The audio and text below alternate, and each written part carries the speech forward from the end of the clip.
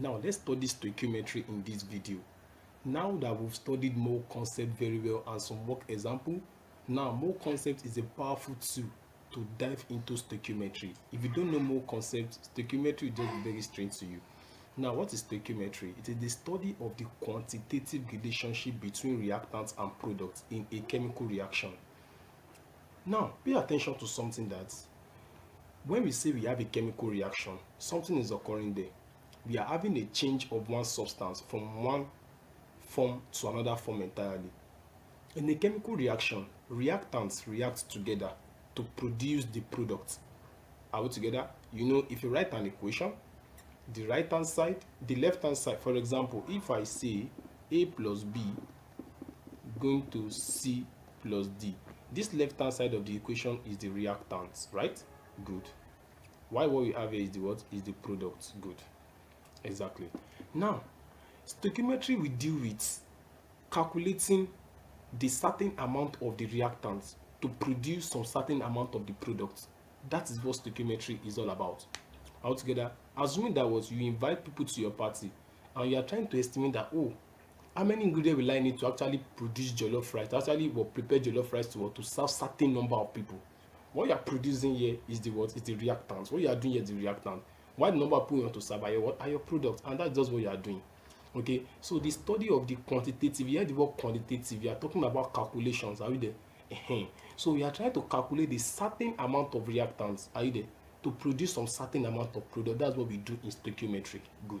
Now, stoichiometry is coined from two words, stoichion and metron. Stoichion means element, and while metron means what? It means measure. So measurement of elements is also a way we can talk about what? Stoichiometry.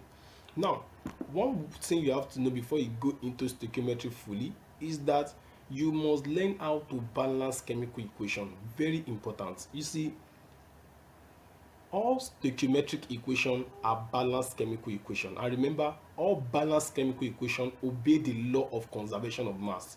So before you actually solve questions on stoichiometry, you must learn how to balance chemical equation. Why? Because a stoichiometric equation must obey the law of conservation of mass. Altogether, if your equation do not obey law of conservation of mass, then you won't be able to solve anything. Good. And remember, for your equation to obey that law of conservation of mass, it must be balanced. So what we are going to now is what? How to balance chemical equations. So let's learn that now. Now, let's look at this first question. Let's balance this chemical equation. You see, we have two methods. One of the method is balance by inspection. Okay, that is, the inspection is like you are doing trial and error. Okay, let's go. You see, everyone thought you could use trial and error. Well, that's where I was taught actually.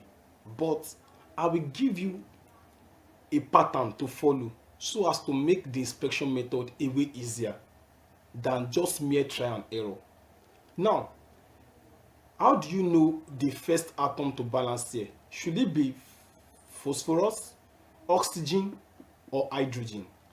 Balance the one that occur once on both sides of the equation. That is the one that occur one time in a compound and the one that occur one time in another compound again on reactant and products. Let me tell you what I mean.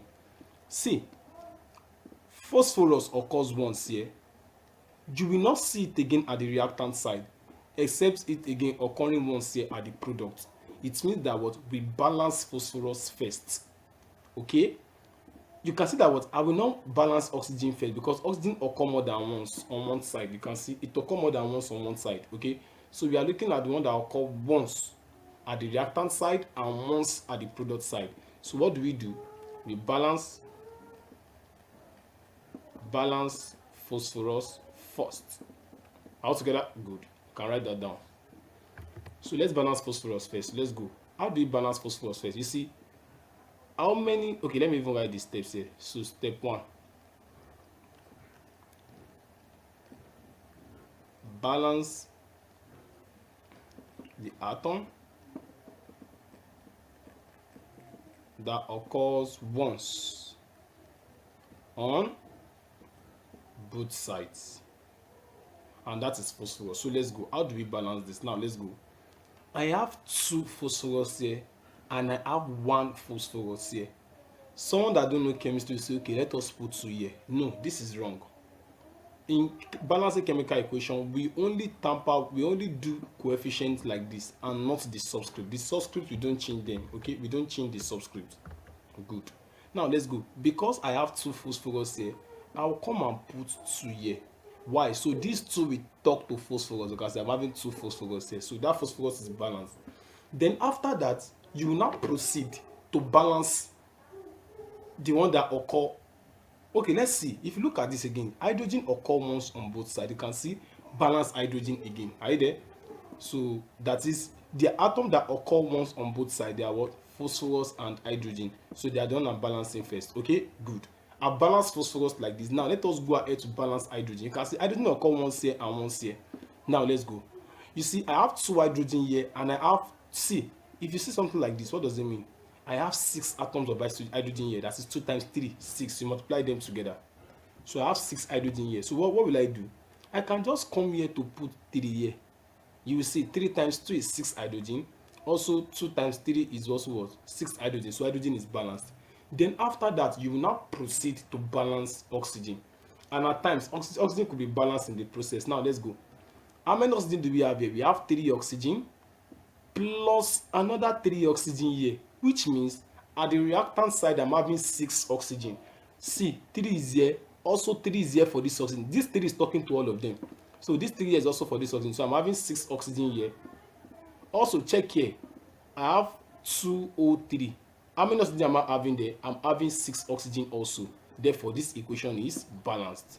Therefore, the equation is what? Balanced. So this step 2 is to what? Is to balance the atom that occur more than once. Good. And which atom is that in this equation? Oxygen. So that's that for that. I believe that is clear. So thanks for watching. Now let's look at this second question. We are still on method 1. Don't forget by inspection method, where we balance the atom that occur once on both sides. So look at carbon, look at hydrogen. So we want to balance the atom. Balance first the atoms that occur once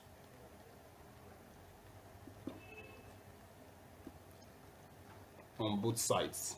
So that is the step 1. That is the step 1. So let's go. Let's do that. Now the atom that occur once on both sides, what are they? Can you tell me? What are they? Look at the carbon occur once here. Carbon is here, carbon is here. So therefore, I have carbon. And if you look at hydrogen again, it occurs once. You can see like you only find hydrogen in one compound, also in one compound, and hydrogen also. I have hydrogen here. You always balance one that occur once in one compound and in another compound in reactant and product. Are you there? That is the step 1. Then step 2 is for you to balance the atom that occur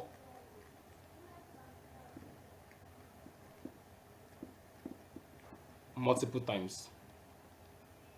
That's another word.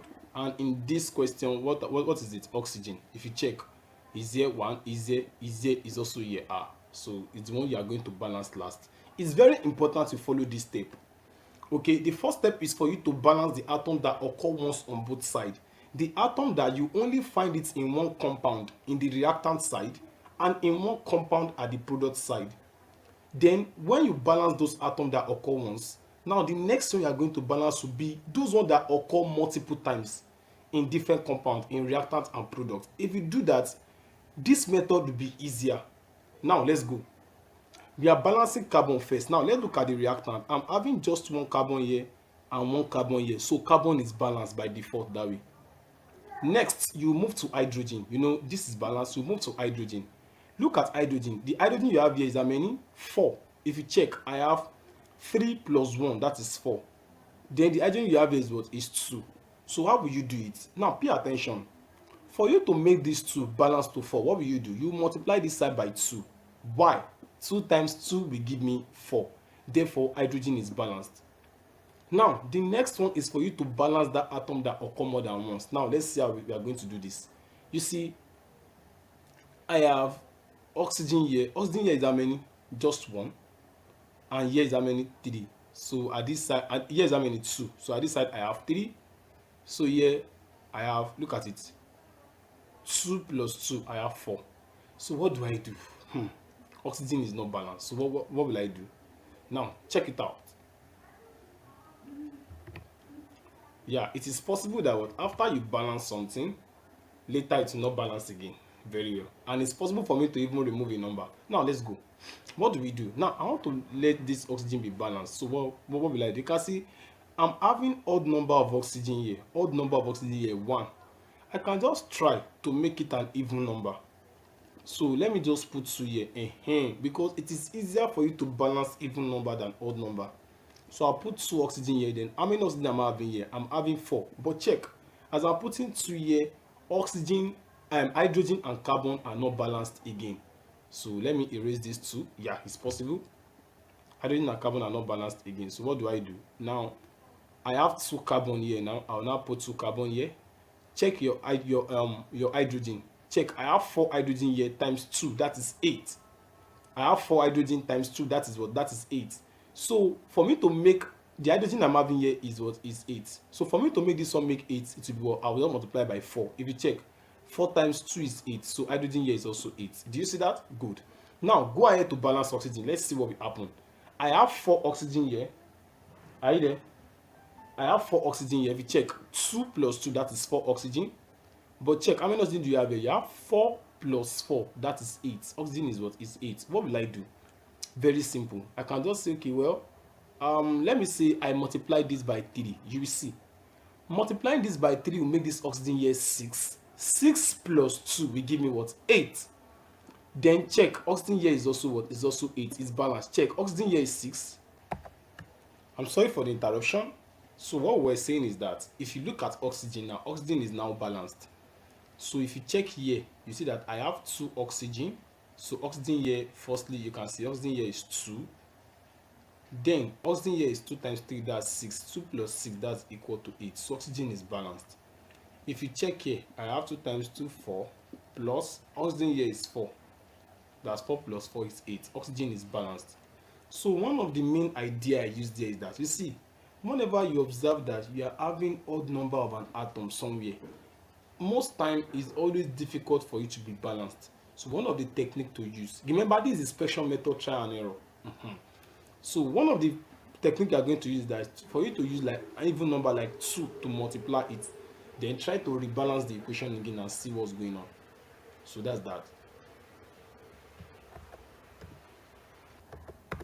Now let's look at this last question on inspection method. Don't forget, the first step is that, don't forget step 1. Step 1 is for you to balance the atoms that occur once on both sides. Balance the atom that occur once on both sides. And if you look at this, what are those atoms? The one that occur once on both sides, who can tell me? Magnesium occur once on both sides, and carbon and oxygen. Look at them.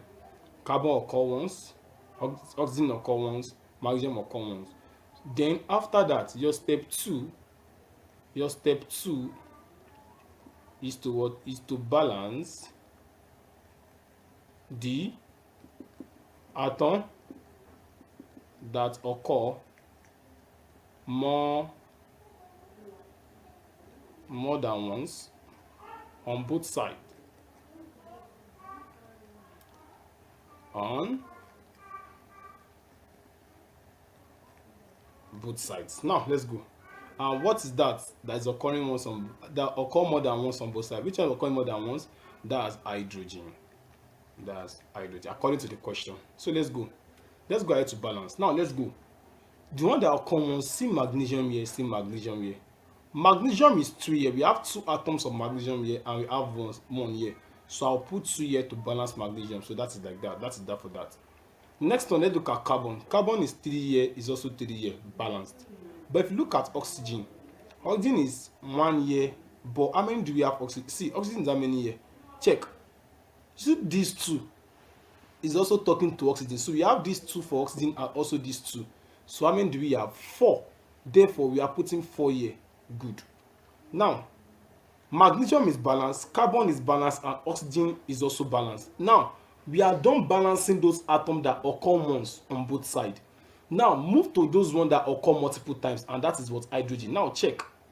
If you look at this side, see that hydrogen here, I have it to be 8. Hydrogen here, 2 times this 2, I have it to be 4. Hydrogen here, I also have it to be 4. So 4 plus 4, and that's equal to 8. You can see one of the benefits of balancing atoms that occur once first is that you see most cases all other atoms that occur multiple times will be balanced by default. All together, that is why it's good to follow this step. Step 1, you balance the one that occur once, then you balance those ones that occur multiple times. Now check, the equation is fully balanced. So since this equation is balanced, we say this equation is a stoichiometric equation and it obeys the law of conservation of mass. So thanks for watching this section.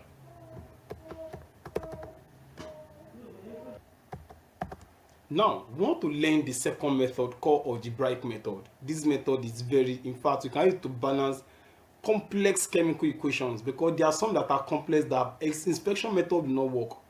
So, by algebraic method, that what we'll be using. Now, let's go. If you observe that the question is very complicated, so you use algebraic method. But for simple one, you can use what inspection method. Now, if you observe, we've used this question for inspection method before. So let me use algebraic method to solve it because it was tricky. Now, what will you do? Pay attention. The first step is that look at your reactant. Which one has more number of atoms? It is this. Now, the one that have more number of atoms should be given a coefficient of 1. Should be given what? A coefficient of 1. That is, our coefficient here will be what? Will be 1. Of course, 1 is there, but I'm just showing it for you, which is 1. Now, all other ones, label their coefficient as A, B, and C. That's the first step. Then, pay attention that when an equation is balanced, then the total number of each of the atoms on both sides must be the same. It means that the number of carbon on the reactant side must be equal to the number of carbon at the product side. Also, the number of hydrogen and number of oxygen on the reactant side should also balance the one on the product side. Now, let's go. Let's compare the number of carbon. How many carbon do I have at the reactant side? Check. I just have 1 carbon, so I will say 1. This arrow here means equal to. Check. How many carbon do I have at the right hand side? I just have what? B, number of carbon. Therefore, I've gotten B. B is equals to 1. Correct. Next, I'll look at hydrogen. Look at hydrogen here. On the reactant side, how many hydrogen do you have? That's 4. 4 times 1, that is 4. This arrow here means equal to. Check how many hydrogen do you have here? You have 2C hydrogen. You can see 2C. The hydrogen here is what? Is 2C. Now you have 2C equal to 4. How do you get C? You divide both sides by 2. 2 here 1, 2 here 1, 2 here 1, 2 in 4 will give me 2. Therefore, here C is equal to 2. We've gotten that. Next, I've compared carbon, hydrogen. Now let's look at oxygen. Now check. How many oxygen do you have at the reactant side? I have 1 oxygen here, so I'll say 1. Look at, there's still another oxygen here. Don't jump to the product side yet. I have 1 oxygen here. Here, I have 2A oxygen. How many oxygen do I have here? 2A oxygen. So I have 2A. Remember, you will multiply the subscript with the coefficient to get the total number of atoms you have there. Then this arrow here means equal to. Check, how many oxygen do you have here? 2B oxygen, okay? 2B oxygen plus how many oxygen do you have here? C oxygen. That's C oxygen.